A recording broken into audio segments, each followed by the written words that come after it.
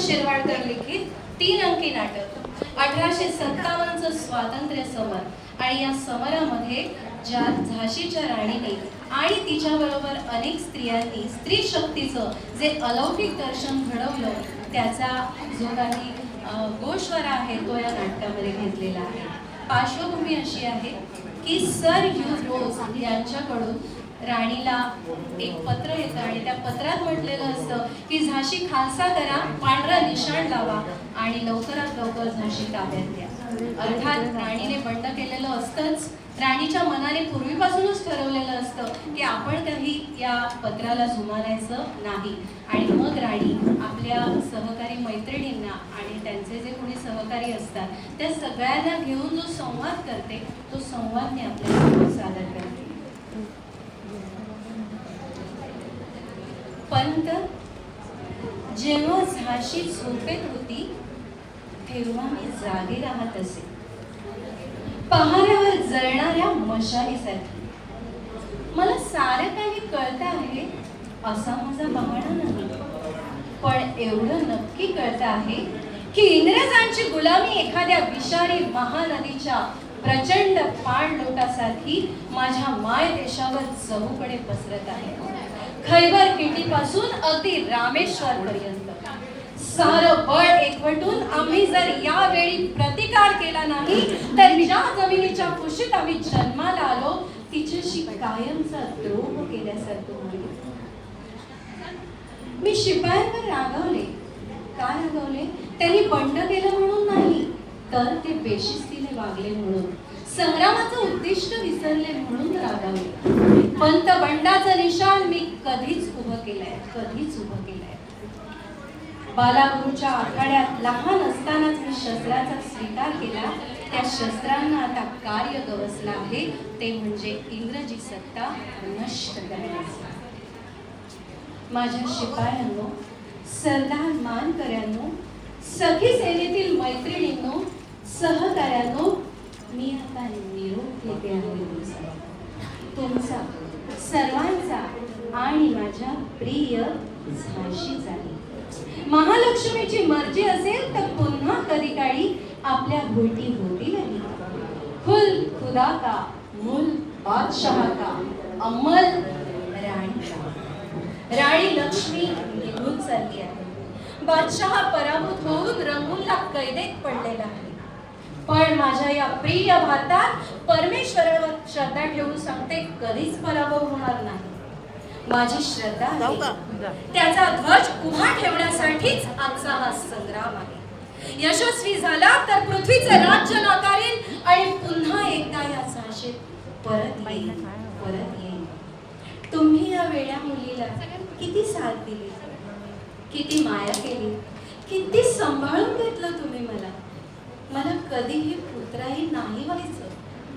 आपण माझ्या समंजसपणाचं कौतुक तर केलंच, पण माझ्या वेडेपणालाही तुम्ही आशीर्वाद दिलात. मी तशीच समंजसपणाने वागत राहिले असते ना तर कदाचित आजचा हा प्रसंग ओढवलाच नसता. झाशी सुखाच्या दुलईत गुरफटून राहिली असती. त्या दूरवरच्या सुखी शहरातील मनोरे मला क्षितिजाच्या पलीकडे दिसतात. पुणे, मुंबई, मद्रास, लाहोर, कितीतरी शहर. इंग्रजी राज्याचं मुलायम चांदणं अंगावर घेत माझी झाशी सुद्धा गुरफटून बसली असती. या कत्तली, हा अमानुष रक्तपात, ही जाळपोळ, हा संहार, सारं काही टळलं असतं, सारं काही टळलं असतं.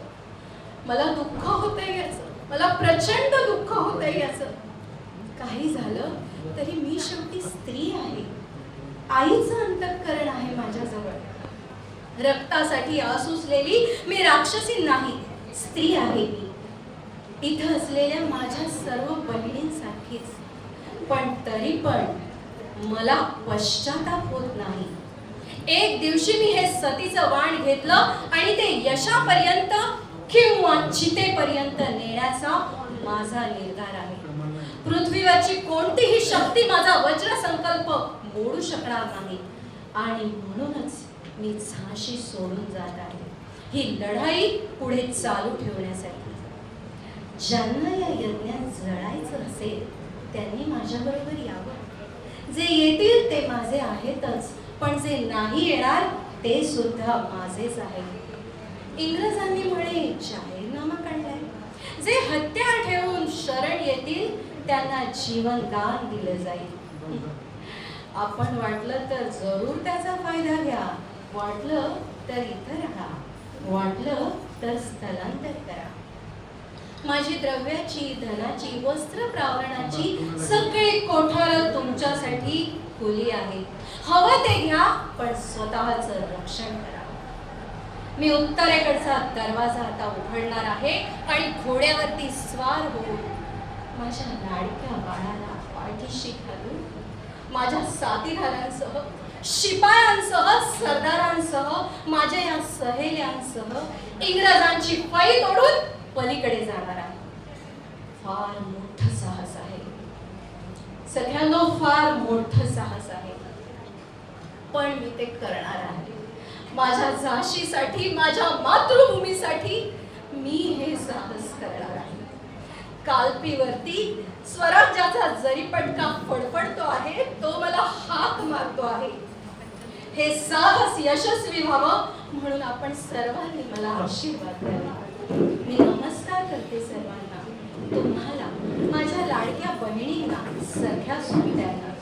तोफ्यांच्या चौफेर माऱ्यात बुलंद धीरानं ताट राहणाऱ्या माझ्या झाशीच्या किल्ल्याला, फिरंगाच्या टाचा छातीवर घेऊन जळत राहणाऱ्या माझ्या परमप्रिय झाशीला आणि उद्ध्वस्त झालेल्या मंदिरात पूजे वाचून, फुला वाचून वनवासी झालेल्या माझ्या परमप्रिय महालक्ष्मीला मला सगळ्यांनी आशीर्वाद द्या. घर माझे घनघटात माई, घर माझे घनघटात माई, मन फुलले पण मातीला, मन फुलले पण मातीला, कुशीत घे माझं पुन्हा एकदा, हे मातृभूमी कुशीत घे